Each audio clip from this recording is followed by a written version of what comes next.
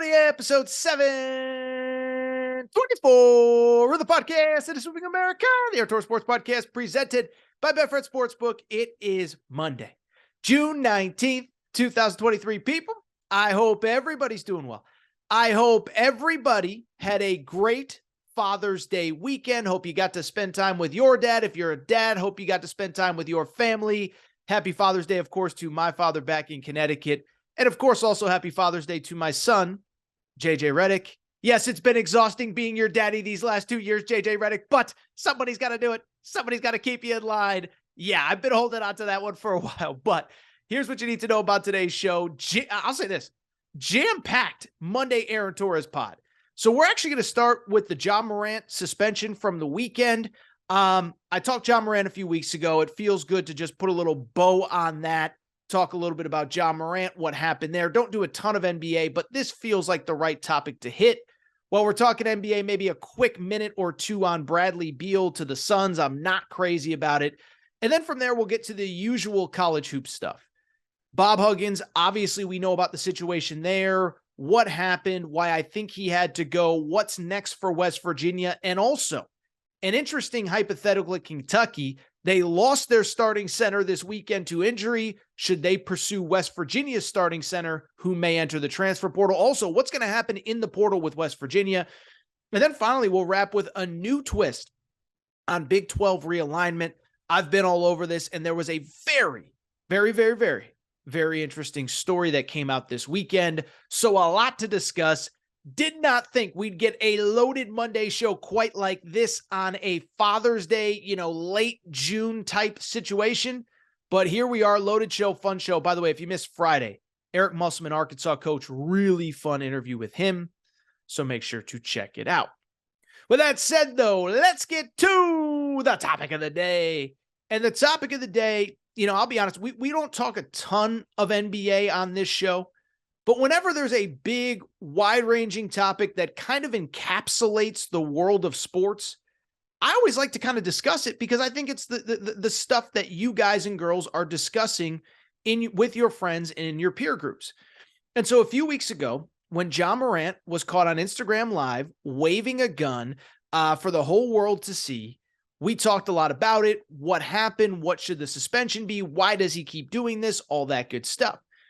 Well, on Friday, the official suspension came down, and Ja Morant was hit with a 25-game suspension by the NBA. And what I will say is, I had a few of you reach out to me, Torres, what do you think? Torres, what should have been done? Is this right? Is this wrong? And I think something struck me as I thought about this suspension. I know you guys and girls come here for super hot, flaming hot sports takes when it comes to everything going on in the world of sports. This is one, though, that I'm not positive that I have a super strong opinion about either way. And I can see those that say the 25 games is justified, but it shouldn't be more. And I can also see the people that say it should have absolutely been more than 25 games. For the people who say 25 games is more than enough, I get your argument. I actually do. Their argument is, listen, was what Ja Morant did really dumb? Yeah, it was really, really, really dumb. Was it stupid? Was it unacceptable? Is he putting himself at risk? Is he putting his friends at risk? Yes, to all of them. But at the end of the day, what the NBA needs to be suspending him on is his behavior and his actions relative to the league's code of conduct and relative to legal matters. And the bottom line remains that Ja Morant broke zero laws by waving a gun on Instagram Live on his buddy's Instagram Live. And so if you didn't break any laws, and how about this? The second incident, he didn't even break the NBA's code of conduct. Now, the first time, you can't bring guns on team planes and this and that. So, they did an investigation and they're not really sure. But the bottom line is he probably broke the league's code of conduct. This time, he did not break the league's code of conduct. He was, as we believe to be in Memphis, in Tennessee. Obviously, we know the laws there allow you to have a gun even without a permit. And there's no law against being an idiot and flashing it on social media. So for people who say 20 to 25 games is more than enough, I can't argue with that argument. At the same time, though, let me also say this. I personally, if you ask me which way I lean, I would definitely say that 25 games probably is not enough. And I actually would have liked to see it double to 50. And let me explain why. First of all, for the people who say, oh, he didn't break any laws, he didn't break any code of conduct. Let me just get this out of the way. You can agree or disagree. The bottom line is, no, he did not break the league's code of conduct. I get it. He did not break a law. I get it. But at the same time, there is like a dumb tax that he has to be held accountable for. And at the same time, while he didn't break any laws or league code of conduct, the NBA is a private organization. And I think we would all sort of kind of agree that it probably doesn't look good for the NBA to have one of its foremost faces of the entire organization flashing a gun on social media. And so you can tell me he didn't break the law. You can tell me he didn't break the code of conduct. But at the end of the day, everybody knows that as you advance in life, as you get to have a more high-profile job, as you get paid as though you have a more high-profile job, you also have more high-profile responsibilities. In a lot of ways, you know what this reminds me of? What do we always talk about with the NFL? The NFL's main goal is to protect the shield.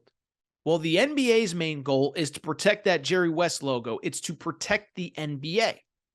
And so think about if you're the NBA, star, face of one of the big faces that you plan on building the next 10 years around. And you know what else that a lot of people haven't talked about? The NBA is in the middle of a media rights deal where they're negotiating for billions of dollars. You think it looks good for the NBA to have one of their young stars, again, a guy that you would think that ESPN, Turner, whomever gets that next TV package is going to want to build around? You think it looks good for them to say, yeah, TNT, get ready to put Ja Morant on TV on a Thursday night? You think TNT wants that? You think ESPN wants that? Of course not. And that to me is part of this as well. Don't tell me, 25 is enough. He didn't break a law. I get it. But he is still an employee of a private organization, and he does have a responsibility to his employers to act with more discretion. If you want to carry a gun, I disagree with it. If you want to flash a gun, I even disagree with that, obviously. But just don't do it on social media. Just don't embarrass your employer. We're going to talk about it in a minute with Bob Huggins. Don't embarrass. Bob Huggins' employer just went to bat for him a month ago after the first incident. Don't embarrass your employer, which is exactly what Ja Morant did. Here's why I also believe the 25 games probably wasn't enough.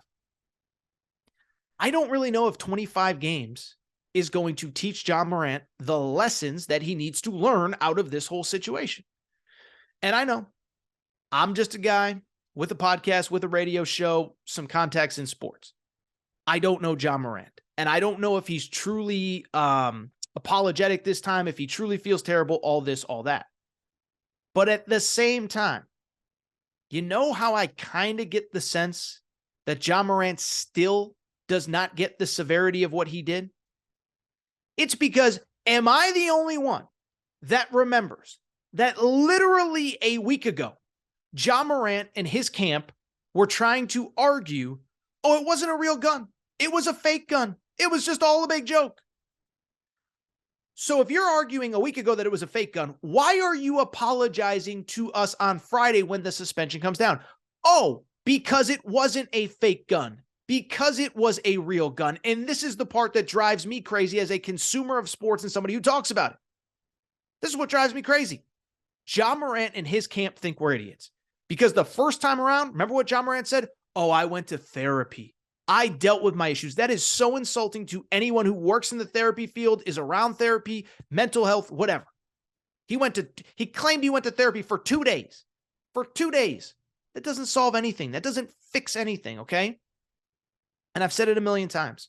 I'm sympathetic to mental health. My wife works in mental health. My sister works in mental health. My sister-in-law works in mental health. Don't insult everybody with that. And then you have the nerve to insult us by saying, it was a fake gun. It was a fake gun. It wasn't a real gun. Well, if it was a fake gun, then stand by that. But it obviously wasn't, because you're apologizing 2 or 3 weeks later. And so to me, you suspend Ja Morant 25 games. Guess what happens?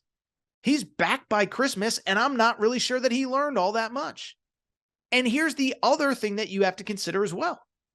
Ja Morant can appeal that suspension. So Ja Morant, in theory, it's 25. It might be down to 18 or 20 or 15 by the time this thing is all said and done. And so did he really learn anything?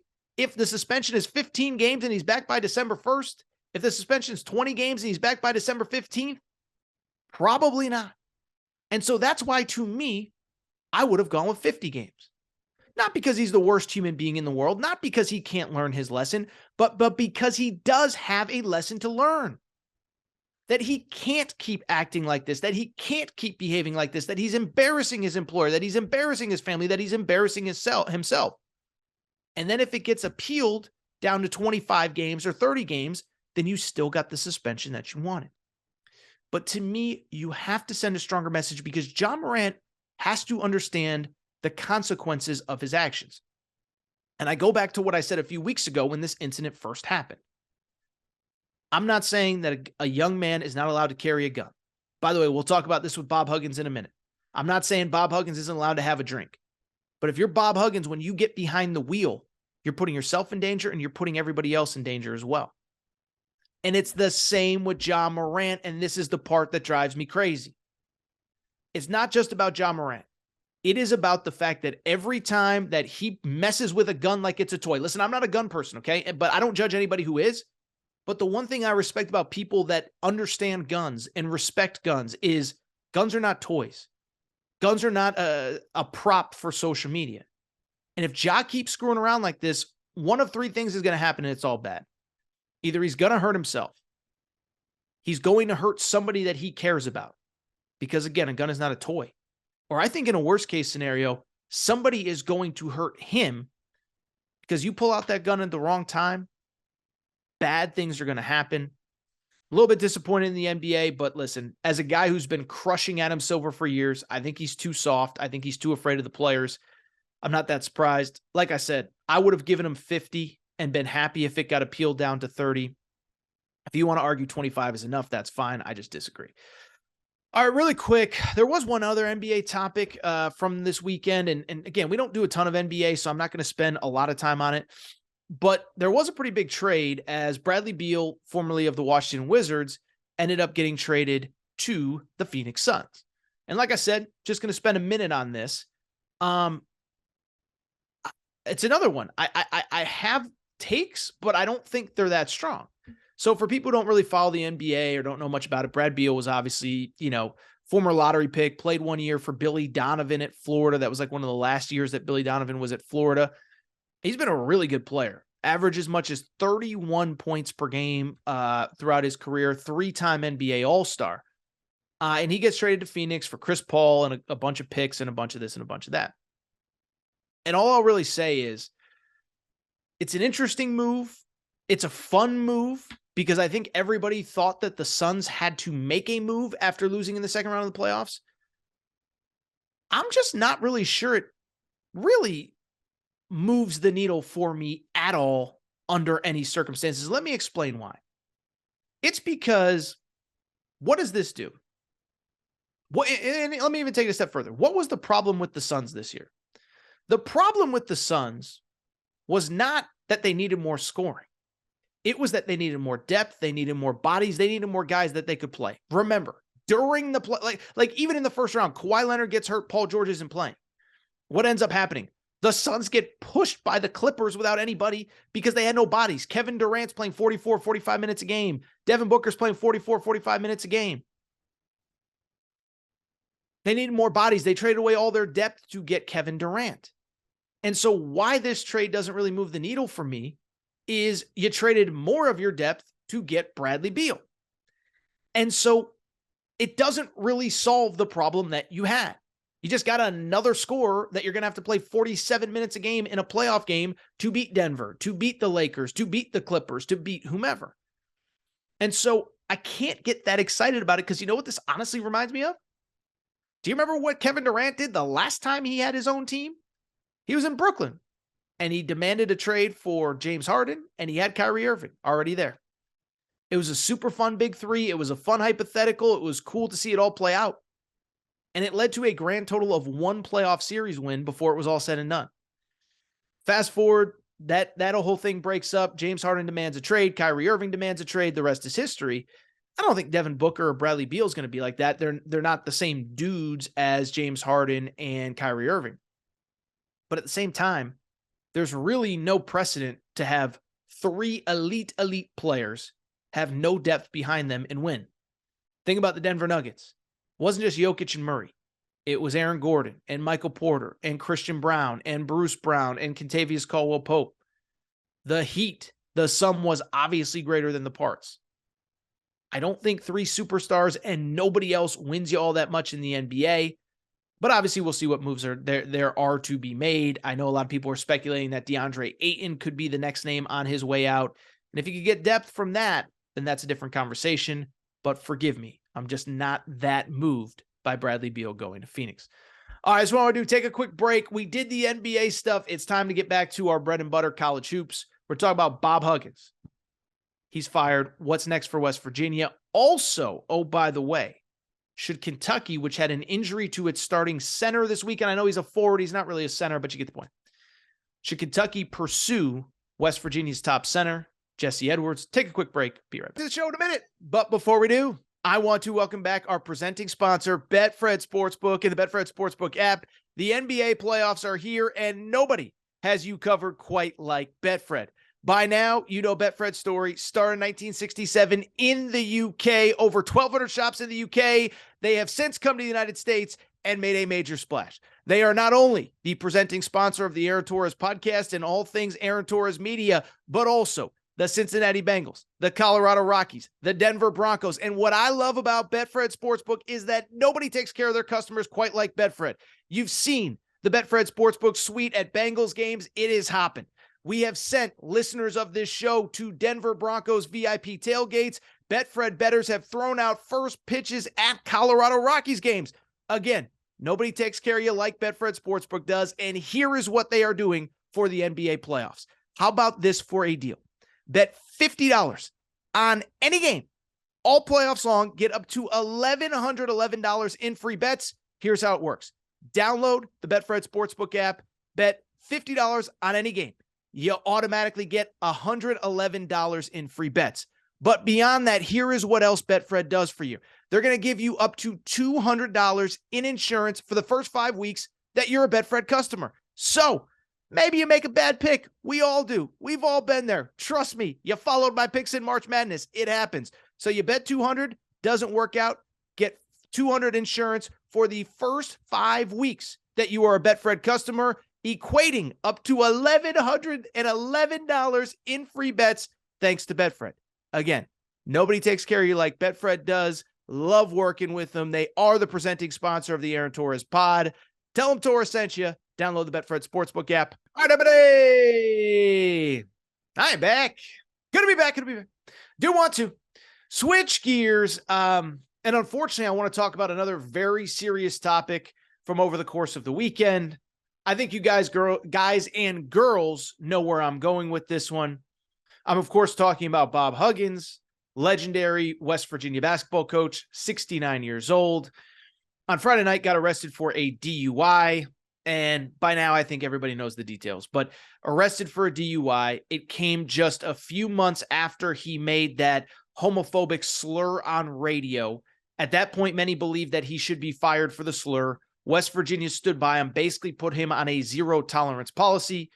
Well, on Friday night, he gets arrested. On Friday night, he gets a DUI.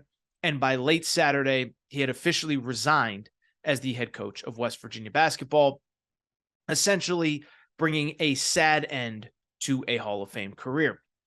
Just a couple really quick thoughts on the Bob Huggins stuff, and then I do want to look forward. But let me start with Bob Huggins, the person, the man, the whatever. And I'm not claiming that I know him or I'm going to psychoanalyze him or anything like that. As a matter of fact, generally, if you listen to this show, you guys and girls know I'm actually the exact opposite. I am not a moralist by any stretch of the imagination. I'm not perfect. I have made mistakes. I am far from a perfect human being. And I try not to judge others for the decisions they make and the situations that they find themselves in, because again, I'm far from a perfect person. At the same time, when you read the details of this arrest, it's pretty jarring, right? So 0.21 blood alcohol level, that's twice the legal limit. They found empty beer cans in his front seat and in his trunk. Failed multiple field sobriety tests. On top of that, literally did not know what city he was in according to the police report. This is all according to the police report. This isn't something I read on a message board. It's not rumor. It's not innuendo. This is from the police report. Didn't know what city he was in. Couldn't explain why he would be in Pittsburgh. And so when I look at this situation, to me, it's clear that Bob Huggins should not be the representative of West Virginia basketball, the university, the athletic department, or anything. And as a matter of fact, I think he shouldn't be coaching basketball at all at this point. I think he needs to get help. I'm not a moralist. I'm not perfect. I'm not a substance abuse expert. Okay. That's not what I'm saying here. But at the same time, when I look at this situation, this is what I see. If a grown man wants to have beverages, or a grown woman, that is absolutely 1,000% their prerogative. I'm not here to judge. But at the same time, there's never an excuse. Never an excuse. And I know you guys and girls know this. I'm just saying. There's never an excuse to get behind the wheel. And so I don't even care that you were so drunk you didn't know what city you were in. I don't care that anything that you were doing, who you were hanging out, that doesn't matter to me. You're 69 years old. You'd make your own decisions. You cannot get behind a wheel. And to me, that is why he should no longer be the West Virginia basketball coach. It is because he clearly, one, has no respect for his employers. Remember, he's on a zero strike policy from the last incident that he has. If he felt threatened, if he felt scared, if he cared, he probably would have been smarter with his actions. He clearly has no respect for other pedestrians and the people that he put in danger. And then three, I don't even know if he has self-respect for himself at this point, knowing everything that's on the line and putting himself in this situation. I'm not a substance abuse counselor. I'm not an expert, but it is clear he probably should not be the head coach at West Virginia. And I do hope whatever help he needs that he gets. And I hope he lives a safe and happy and healthy rest of his life. I do think, by the way, this is the end. I had a lot of comments on Saturday on my social media of, oh, all these guys get another opportunity and blah, blah, blah. And first of all, you guys and girls know my stance on this. If somebody else wants to go hire him, that's fine. West Virginia really had no choice. And in some ways, I actually give Bob Huggins a tiny bit of credit for saving, what's the right way I'm trying to say this? Having the self-respect to avoid confrontation with his state university, with the school that he went to, with the school that he loves. He resigned so the school didn't have to fire him. Now, if somebody else wants to hire him, that's fine. But he's 69 years old. This is his second DUI. Remember, he got one when he was the head coach at Cincinnati. And so my hunch, and oh, by the way, he was like literally potentially about to retire. There was conversations going into this offseason that this might have been his last NCAA tournament run, that this might be his last year at West Virginia. So I don't think this is a Chris Beard alleged to have done something dumb. Let me put it that way. I don't think this is Chris Beard alleged to have done something dumb and then ends up coaching 6 months later or a year later. This doesn't strike me as Bob Huggins taking a year off, doing the apology tour, and then showing up at fill-in-the-blank school. I do think this is the end. It is sad. And I think we're going to remember the incredible times with Bob Huggins. He had some incredible teams at Cincinnati. I remember 1999, UConn wins its first national championship. They beat Duke in the title game. Duke was the number one team in the country all year. The only other team to beat them that season was Cincinnati. Bob Huggins had it rolling. Bob Huggins had it going. Had that 1 year at Kansas State where basically all the success that Kansas State has had over the last 15 years is a direct reflection of the 1 year that they had Bob Huggins as its head coach. And of course, a lot of great memories for West Virginia fans with Bob Huggins as the head coach, including the Final Four. I believe this is probably the last that we've seen him on a sideline at a major university. So I do wish him well. And if he deems he needs help, I hope he gets it. But I think that's the end. Couple follow-ups to that, because obviously, look, Bob Huggins, the human being, and then of course, all of the serious real life stuff that was around this story. That's obviously the headlines, but I do think it is worth looking ahead as to what is next at West Virginia. It was interesting. You read multiple reports about what is going on there right now. Again, Bob Huggins retired and resigned effective immediately on Saturday. And now, right now, I think there's a little bit of uncertainty over what is going to happen. On the one hand, first of all, let me say this. whenever the job is officially open and they're full speed ahead, I do believe they're going to get a nice candidate pool for that job. Big 12 is the best conference in college basketball. It pays millions of dollars. And probably most importantly, this offseason, a lot of the buzz about West Virginia was that they had their collective ducks in a row. They had a strong NIL setup and NIL program. And West Virginia, I don't know if they're at the forefront, but they're in very good shape. And I do think as head coaches, as we move on in this NIL world, where are your collectives at? Where is your NIL program at? That is an important part with these decisions and with deciding what schools you want to go to. So when West Virginia opens, I think they'll get a pretty good candidate. Let me also say this, though. There were a bunch of reports on Saturday night and Sunday, including from Pete Thamel, ESPN, that said that West Virginia wants to make a permanent hire right now. And I actually think that's a terrible idea for two reasons. One, I think it's actually going to be hard to get a good candidate right now. Now, I know I just said it's a great job. People are going to flock to it. But think about where we are on the calendar. It's June 19th right now, okay? It's June 19th. Most every college in America has all of its players back on campus. So yes, is somebody going to take the job? Absolutely. But is it going to be the guy that you want? I don't know. Because to hire somebody right now as a full-time permanent replacement for Bob Huggins, that guy is going to have to walk into his locker room in June, the players that he recruited to where he is right now, and say, guys, I'm leaving. And I think that's an important part. Players are on campus. Guys are on campus. The 2023-2024 season has kind of unofficially begun. And so to get somebody right now is to get them to leave a roster that they've built with players on campus right now. I don't know who is going to do that. The other reason that I would not pursue a full-time head coach right now, and by the way, I'm recording here about 5 p.m. Eastern time on Sunday, so stuff could change. The other reason I wouldn't is because you have a very good team right now in West Virginia, ready for the 2023-2024 season. And the longer you wait, the longer this coaching search goes on, the more likely it is that a lot of those guys elect to transfer. John Rothstein reported on Sunday that all of the players will have 30 days to enter the portal and be immediately eligible. You start goofing off and leaving those guys uncertain going forward, they're going to leave. And they're going to look at their options if they are not already. Again, as I'm recording, nothing has happened, but it doesn't mean that it's not going to. And as a matter of fact, I saw a report on Saturday night from a West Virginia radio host that said that he heard upwards of 8 players could enter the transfer portal come Monday. And you're talking about, you thought Torres was done talking about the transfer portal. It appears as though I might still be going here into July. And so you look at the players that are available. Jesse Edwards, all ACC center from Syracuse, transferred into West Virginia. Kirk Risa led the Pac-12 in assists back-to-back years at Arizona. He's at West Virginia now. Raekwon Battle, leading scorer on Montana State NCAA tournament team. He's at West Virginia. Couple players back from last year's NCAA tournament team at West Virginia.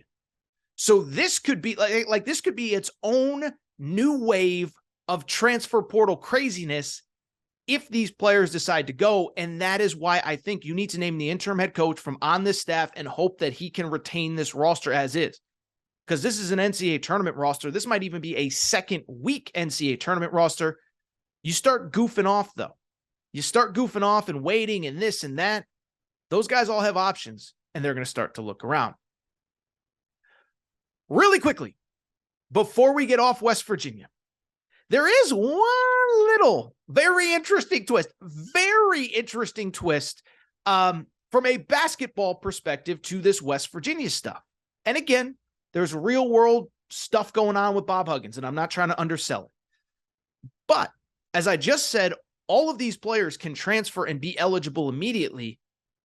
And what I want to do now is talk about one very interesting scenario that has popped up here over the last couple days. And it stems from a place that we talk about a lot on this show, the University of Kentucky. And I've got a lot of pushback the last couple weeks. Torres, you talk about Kentucky too much. Well, one, there's really not that much else going on right now. And two, it's been a crazy few months at Kentucky. And we've talked about it, and you don't need me to get into it. But this was a team that basically, right now, they added another high school player this week named Joey Hart, really good shooter, all that good stuff. But I bring it up because right now, they are going into the season, the roster that they have right now, 7 freshmen, 2 sophomores. That's all they have right now. Now, they're probably going to add an 8th freshman this week, but it doesn't change the fact that this is going to be the youngest team in college basketball unless they make major moves. Now, we'll see what happens with Antonio Reeves, their starting shooting guard, who's currently in classes trying to graduate at Illinois State to be a grad transfer. But why I bring it up, there was something very interesting that happened this weekend, and there is a now West Virginia twist to it. And that story is that in an offseason where John Calipari couldn't take any more bad news, Kentucky actually got maybe the worst news that they possibly could have on Friday afternoon, and I did a YouTube exclusive video you can go back and check out. But Aaron Bradshaw, 7'1" center, McDonald's All-American. Remember, the reason Kentucky couldn't get any players in the portal was because the freshman class was so good. Well, Aaron Bradshaw, 7'1" center, it's reported by Shams Charania of The Athletic, very good NBA reporter, that Aaron Bradshaw has suffered a foot fracture and that he's going to need surgery and is out for the foreseeable future. Now, where it gets interesting is a few things.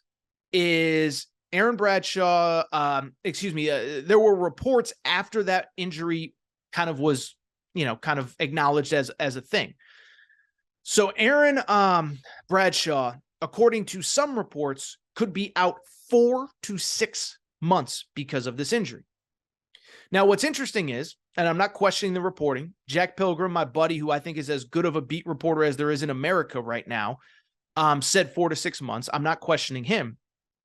But there was a separate report where it's where somebody else said it's 4 to 6 weeks in which Aaron Bradshaw should be back, something that he then sort of confirmed on social media. He said something to the effect of like, smart, some guy posted it's a 4 to 6 week injury. He said, smart man, whatever. So why I bring it up, starting center, not a lot of depth in the front court. Starting forward, whatever. I don't know if he's a center, whatever. Starting forward, not a lot of depth in the front court, gets hurt, and we have no real timetable on when he's going to come back. And so I bring it up, and you're probably sitting there saying, what does this have to do with West Virginia? Well, on Sunday morning, Father's Day, I decided to put out a tweet just to gauge, dip a little toe in the water, just to see the reaction of Kentucky's fan base to a proposal that I had. And the proposal is basically this. Jesse Edwards, as I mentioned, played at Syracuse the last 3 years, transferred to West Virginia this offseason, was an all-ACC center at West Virginia, or at Syracuse. And my question very simply was this. If Kentucky were to pursue Jesse Edwards and they could get him, but it meant that Aaron Bradshaw, because of either the injury or because of the roster situation, never played a moment of basketball at Kentucky. I said, would you take it? If you could get Jesse Edwards all ACC forward, but it guarantees that this kid does not come back to play this year because of this injury, would you take that trade? I will say this. I put that out on Twitter, and it got about as much of a 50-50 reaction as I possibly could have imagined. And so what I want to do now is read some of the responses to this question. I'll read you the exact tweet. The exact tweet that I sent out on Sunday afternoon. I said, hypothetical question for Kentucky fans out there. If you could get West Virginia transfer Jesse Edwards, but it means that currently injured 5-star freshman Aaron Bradshaw never plays a game for you, would you take it? Comment below. Curious for your thoughts on this one.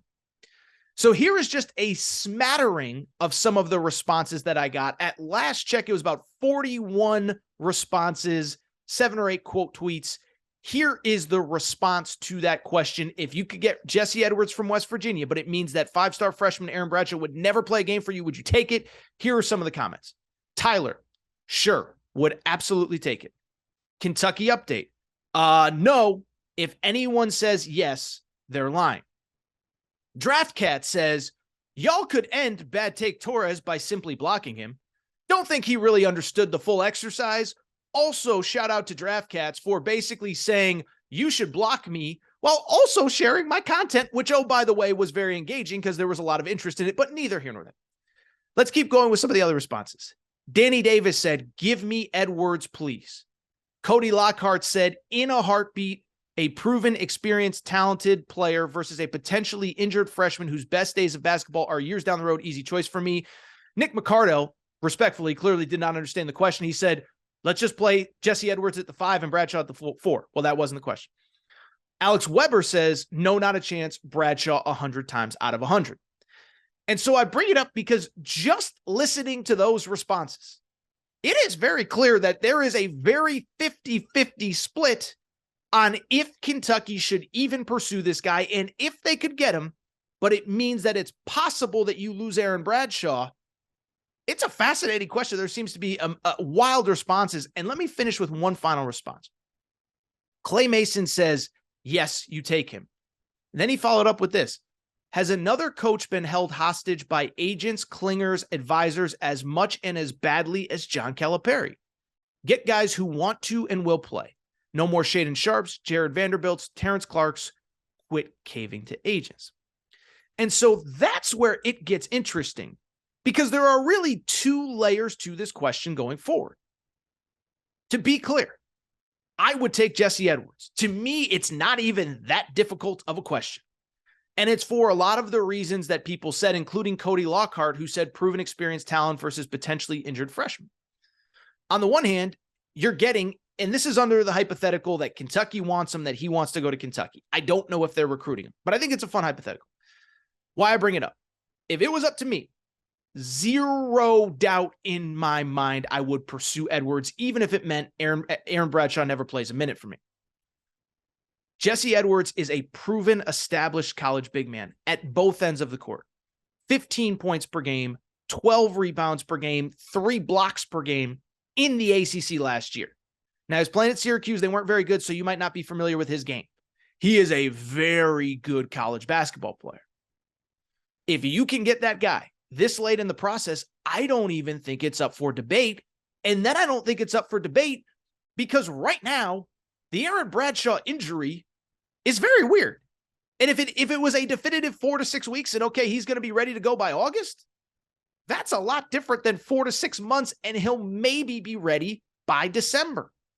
And that to me is the weird part behind this. And it's something that Clay Mason brought up in his tweet. He said, has any other coach been held hostage by agents, clingers, and advisors as much and as badly as Calipari? Why do I bring it up? It's because there's clearly something weird going on with Aaron Bradshaw's recruitment and his situation at Kentucky. For people who do not follow this on a day-to-day, month-to-month, year-to-year basis, this kid was committed, signed, ready to go. And then all of a sudden, there started to be some rumors that maybe he was ready to decommit. Maybe he didn't want to come to Kentucky in the first place. Maybe he wanted to go to USC. Now, I didn't talk about it at the time because this all happened when I was on vacation in early May. But I can tell you for a fact, that was 100% leaked by somebody close to Aaron Bradshaw. My assumption is his agency, Clutch, which is, of course, Rich Paul, LeBron's friend. I know it because, I'll be honest, I kind of snooped around this, and I can tell you USC was like, we don't know anything about this situation. And as a matter of fact, my understanding was it actually created a little bit of friction at USC because their players were seeing it and saying, wait a second now, are you bringing in somebody in May and June to replace us? And so I bring it up because there's something weird going on with this recruitment. Now there's an injury where he says 4 to 6 weeks, but somebody else is saying 4 to 6 months. And it does feel like this could be one of those deals where a player kind of, I hate to say it, potentially, do you want to call it nursing an injury? I don't know if that's the right word to put it, but you go through the years and there's been some weird stuff at Kentucky. Listen, I hate to speak poorly of anybody, but Jared Vanderbilt, who's playing in the NBA with the Lakers now, it was a weird back and forth. Is he healthy? Is he not? He comes back for one game, then he disappears again, and nobody knows what's going on. Terrence Clark, the late Terrence Clark, I hate to say it. He was a great kid. I interviewed him a couple times. Sweetest kid I've ever met. But there was a point in that season where he was saying he was hurt, and John Calipari literally in a press conference said, he's been cleared by our doctors. I don't even know what's going on. And so now you have another situation with another weird injury with a kid that has been having some weird stuff going on anyway. I wish Aaron Bradshaw well. I hope he comes back and he's 100%. It's not even up for debate. But I do think if you're Kentucky, you have to start looking at other options. And I don't think there was really another option available as of 48 hours ago. But right now, there absolutely is. And if I was Kentucky, I'd move full speed ahead with Jesse Edwards. Don't know if you can get him. Don't know if he's interested. Don't know if he's staying. Don't know if he'd go somewhere else if he doesn't stay at West Virginia. But I'd go full speed ahead and say, we got a wide open spot in our starting front court. Come here, be great. You're going to play with great guards. And you see what happens from there. And I do want to go ahead and wrap with, frankly, a topic that I'll be blunt. Like I'm not even saying it to brag or to be arrogant or to be cocky. But I want to end with a topic that I think we've done about as good of a job as covering as anybody in the media, and that is Big 12 realignment and Big 12 expansion. If you've listened to this show, I think you're getting information ahead of everybody else. I think you're getting information that nobody else is getting. And then, especially early in the month, there were things I was saying 2-3 weeks out that were then reported 2-3 weeks later by all the big J mainstream media outlets, okay? Not here to pat myself on the back, though, but what I will say is, as far as realignment is concerned, there really has been one question that I continue to get more than any other question about this realignment stuff. And the question is pretty straightforward. Okay, Torres, enough about this report, that report. I don't really care about all that. When do you think something is actually going to happen? When do you think movement is going to be made? And if you've listened to this show, if you follow me on social media, I've been pretty consistent. I have said I believe that there is going to be major moves by the end of this month, by June 30th into July 1st. Now, the question becomes, why June 30th? What's so important on June 30th? Well, it is actually a little-known clause involving San Diego State and its athletic department. San Diego State, listen, it's kind of an interesting program in this whole process because it's clear that both the Pac-12 wants them and the Big 12 wants them. But where it gets interesting, and I've said this a few times on this show, is that on June 30th, so in other words, literally 11 days from now, San Diego State has a clause in its contract with the Mountain West where if they're to leave the Mountain West, they would have to pay $30+ million in an exit fee, about $34 million in total. If they leave before June 30th, or really before July 1st, so June 30th or before, they would have to pay half of it. And so I've said June 30th is the day everybody's got to make moves because San Diego State's got to be out the door. They got to have the offices packed. They got to do this. They got to do that. So why do I bring it up? It was because on Friday, we got a very, very, very interesting report from Pete Thamel with ESPN. Essentially, San Diego State's back is against the wall and they're scrambling. Here is what Pete Thamel essentially reported. It is that over the course of the last week or two, San Diego State has essentially sent the Mountain West a letter requesting an extra 30 days on top of that June 30th to figure out its future. Basically saying, like, we know we ought to be out by June 30th, but we don't really have an invite to the Big 12, and we don't really have an invite to the Pac-12 at this specific moment. And so because of it, is it all possible they could give us another 30 days to figure it out? And where it gets interesting, this is a very public, very interesting back and forth. San Diego State sends that letter. The Mountain West basically says, yeah, screw you guys. No, you can't get the extension. And the Mountain West took it a step further. They started the process of actually trying to kick San Diego State out of the league to basically get them out. And so then last week, San Diego State had to send a second letter saying, no. We're not officially leaving. We just wanted to know if we do decide to leave, if we can get an extra month to figure it all out. And so it was a very public back and forth. It was very fascinating. By the way, shout out to San Diego State, because essentially what San Diego State did was this. San Diego State was basically the husband or the wife that's getting a divorce, and has already found a new partner and is like, yeah, I know I'm leaving you for somebody else, but our house isn't really ready yet. So can me and the new wife, can me and the new husband, can we just crash the house for a little bit longer? Like, that is essentially what San Diego State did on a very public platform. But what it says to me is pretty straightforward. This realignment stuff is dragging along. It's not going as quickly as I expected or a lot of the insiders expected. And after making some phone calls over the weekend, talking to some people that I trust, I think we're in for a very interesting next couple weeks from both the Big 12 and the Pac-12. And so now the question becomes like, and this is really what I want to get to with the crux of this conversation is like, well, Torres, what's taking so long? Like, what is going on that is holding this whole process up? And as best I can tell, talking to multiple people, I think it's really two things. One, it is from the Pac-12's perspective. And it's funny with the Pac-12 because I've kind of joked, if you follow this stuff day in and day out, I've kind of joked, like, I don't think the Pac-12 really has a plan. I think their plan is just to say publicly, oh yeah, we're 2 weeks away from having a TV deal, and then just keep saying it every 2 weeks. Oh, no, we're 2 weeks away. We're 2 weeks away. Give us 2 more weeks. Give us 2 more weeks. And I think their thought is like if we just keep extending this thing, let's hope everybody forgets it. We just, whatever, just going to go on in perpetuity until the end of time that there is no Pac-12 TV deal. And so I've joked about that, but essentially I think that's a lot of what's going on right now is that the Pac-12 keeps guaranteeing, hey, we're going to be on par with the Big 12. We might even be better than the Big 12. Just give us time to get out to cross the T's and dots the I's, and we're going to figure this all out. And so it's put a lot of these Pac-12 schools in a tough spot.